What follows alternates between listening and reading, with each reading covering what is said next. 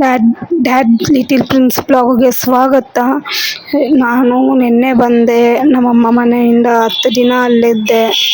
ಇವಾಗ ಬಂದು ನನ್ನ ಕಿಚನ್ ರೋಟೀನ್ ಶುರು ಆಯಿತು.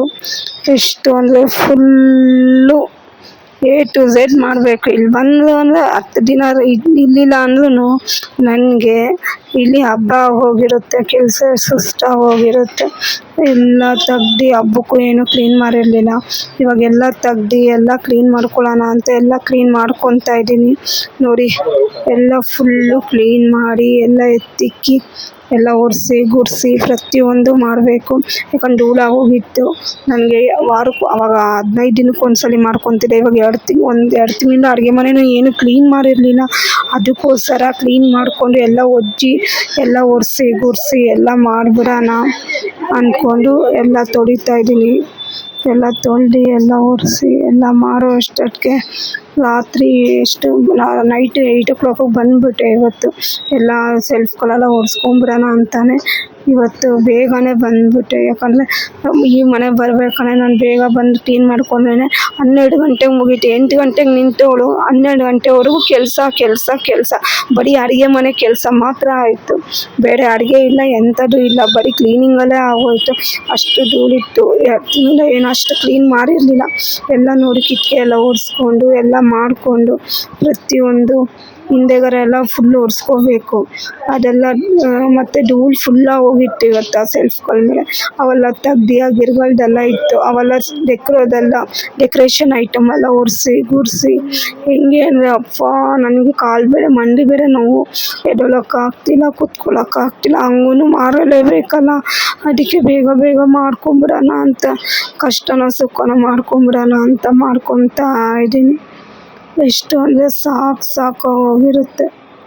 ನೋಡಿ ಎಷ್ಟು ಇದು ಅಂದರೆ ಗ್ಯಾಸ್ ಫುಲ್ಲು ಇದಾಗೋಗಿತ್ತು. ಅದನ್ನೆಲ್ಲ ಒರೆಸಿ ಗುಡಿಸಿ ಈ ಸೆಲ್ಫ್ಗಳೆಲ್ಲ ಚೆನ್ನಾಗಿ ನಾನು ಉಜ್ಜಿ ತೊಳೆಯೋದು. ಯಾಕೆಂದರೆ ಇವೆಲ್ಲ ಕ್ಲೀನಾಗಿ ನಾನು 15 ದಿನಕ್ಕೆ ಒಂದ್ಸಲ ಜಿರಳೆನೂ ಬರೋಲ್ಲ, ಏನು ಬರೋಲ್ಲ, 100% ಎಂಥದ್ದು ಬರೋಲ್ಲ. ಅದಕ್ಕೆ ನಾನು ವಾರಕ್ಕೂ 15 ದಿನಕ್ಕೆ ಒಂದ್ಸಲ ಹಿಂಗೆ ಉಜ್ಜಿ ಎಲ್ಲ ಮಾಡಿ ತೊಳ್ಕೊಂಬಿಡ್ತೀನಿ. ಯಾಕಂದರೆ ನಮಗೆ ಒಳ್ಳೆಯದಲ್ಲ, ಕ್ಲೀನಾಗಿರಬೇಕು. ನಾನು ಯಾವಾಗಲೂ ಅದೇ ಇಷ್ಟಪಡೋದು, ಕ್ಲೀನಾಗಿರಬೇಕು ಮನೆ.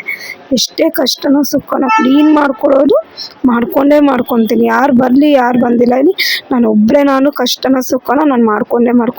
ಇವೆಲ್ಲ ನೋಡಿ ಡಸ್ಟಾಗಿ ಹೋಗಿತ್ತು. ಉಡ್ಡು ತೊಳೆಯಲ್ಲ, ಬರೀ ಟಿಶ್ಯೂ ಪೇಪರಲ್ಲಿ ಒರೆಸಿಟ್ಬಿಡ್ತೀನಿ. ಯಾಕಂದ್ರೆ ಉಡ್ಡು ತೊಳೆದ್ರೆ ಒಂಥರ ಇದು ಫಂಗಸ್ ಥರ ಹೋಗುತ್ತೆ. ಅದಕ್ಕೋಸ್ಕರ ನಾನು ಉಡ್ಡೆಲ್ಲ ವಾಶ್ ಮಾಡೋಕ್ಕಾಗಲ್ಲ, ಅದನ್ನು ಹಂಗೆ ಒರೆಸಿಕೊಂಡು ಇವಾಗ ಗ್ಯಾಸ್ ಎಲ್ಲ ಮಾಡ್ಕೊತಾ ಇದ್ದೀನಿ.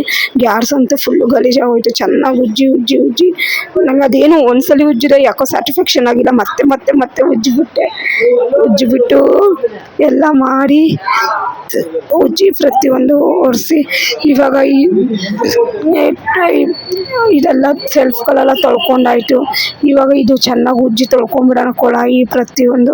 ಇದಕ್ಕೆ ನೈಟೇ ವಿಮ್ ಅಂತೀನಿ, ಏನಾದರೂ ಸೋಪಿನ ಪುಡಿ ಹಾಕಿದೆ, ಹಂಗೂ ಗಲೀಜಾಗಿಲ್ಲ. ಅದಕ್ಕೆ ಇವಾಗ ವಿಮ್ ಹಾಕಿ ಚೆನ್ನಾಗಿ ಉಜ್ಜಿ ತೊಳ್ಕೊಂಡು ಇಷ್ಟು ಕ್ಲೀನಿಂಗ್ ಇವತ್ತಾಯಿತು. ಎಲ್ಲ ಆದಮೇಲೆ ಎಲ್ಲ ಒರೆಸಿ ಕೆಳಗಡೆ ಎಲ್ಲ ನೆಲ ಎಲ್ಲ ಒರೆಸ್ಕೊಂಡಾದ್ಮೇಲೆ